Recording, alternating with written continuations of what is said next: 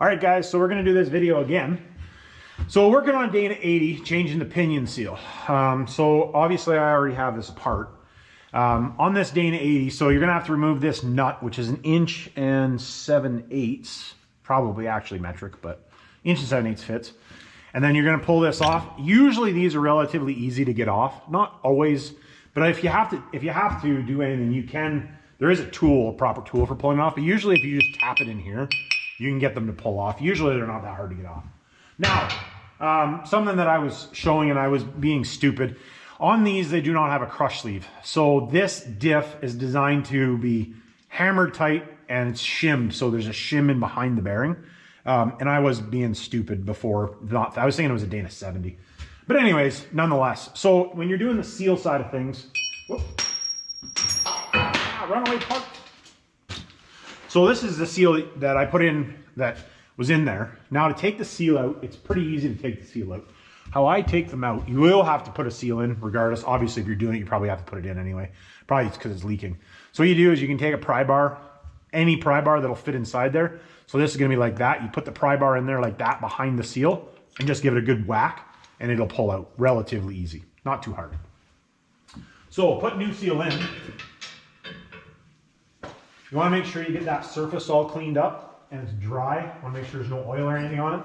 So you will have to, unless your diff is really low in oil, you will have to empty the oil out or empty some out.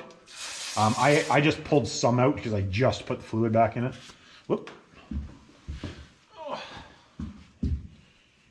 So a little bit of brake clean up the surface, make sure everything is dry, oil free.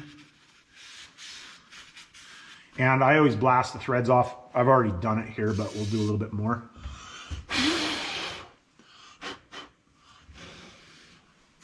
So put the new seal in. There is actually a proper tool for driving them in. And I realize that most of you guys are not gonna have that. I actually do have one, but I don't usually use it. So I use, well, I just ripped the part number. I always use splicer seals or ones from Chrysler. I don't use aftermarket seals for them because I find that they leak if you do, so I do not do it. Now, I always put a little bit of RTV, or I use case sealant because I use case sealant for everything. Now this right here is like case sealant, this material here on the very edge, but I always put a little bit on there. So the easiest way that I have found to do it is if you just take the gun and you put a little bit inside there, like that.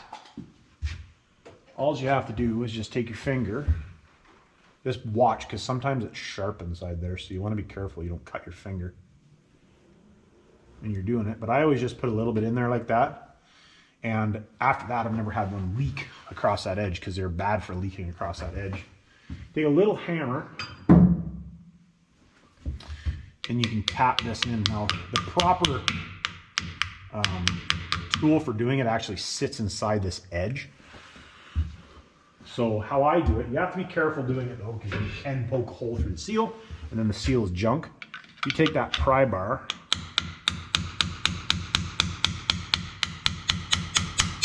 and you just work across the edge with it. Just try to get it straight, and you can tell when it's straight by how far it's in there, obviously.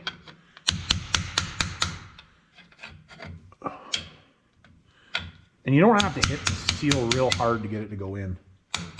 But I just like to make sure you get it in there all the way. Like I said, I do have the proper tool for doing it, but I realize that you guys are probably not gonna have the tool for doing it. The one that I have, I actually made because I was too cheap to buy the one that is supposed to be there. And you just basically go until it bottoms out. It's bottomed out now. Make sure it's straight all the way around. Literally that easy. Now, something I do on them is I always take a little bit of my case sealant there again. Just put a little bit right on that flat face.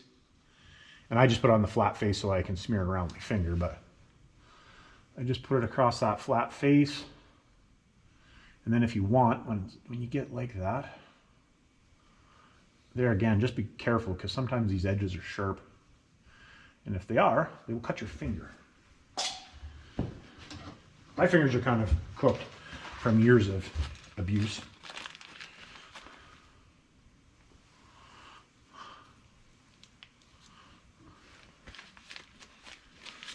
And then you can just take paper towel or shop rag, whatever you want to call it, and then just wipe away the excess. I just like to fill that gap in just so that you don't get rust, because you'll get rust in between the housing and the seal, and I don't like that because it makes it a pain to deal with later. Now, yoke. Put the yoke back on.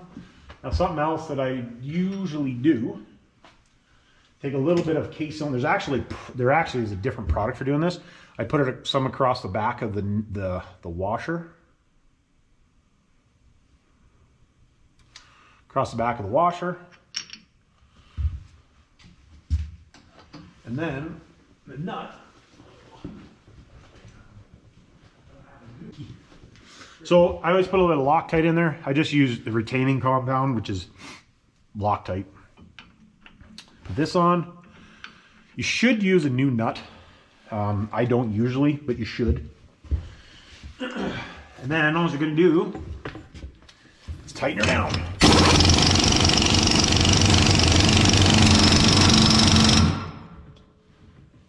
And I've already checked.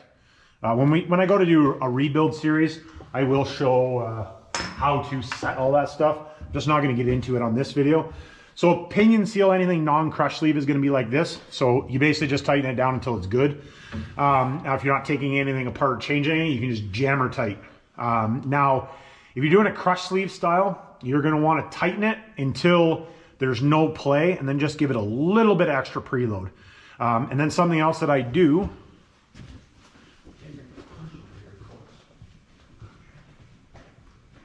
and you can see where I've done this before. I've put divots in there. It's basically just staking the nut. Just kind of like a,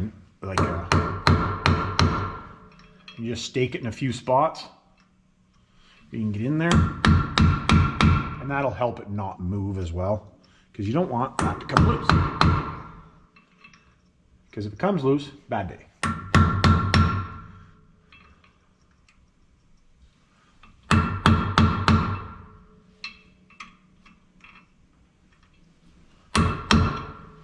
So that's all there is to that. All you gotta do is put the drive shaft back in. Pretty simple to do. I wanted to redo this video because the last video was crappy, so we redid this one. So, like, subscribe, hit me down in the comments, and I would like to thank my Patreons, and catch you on the next one. Thanks, guys.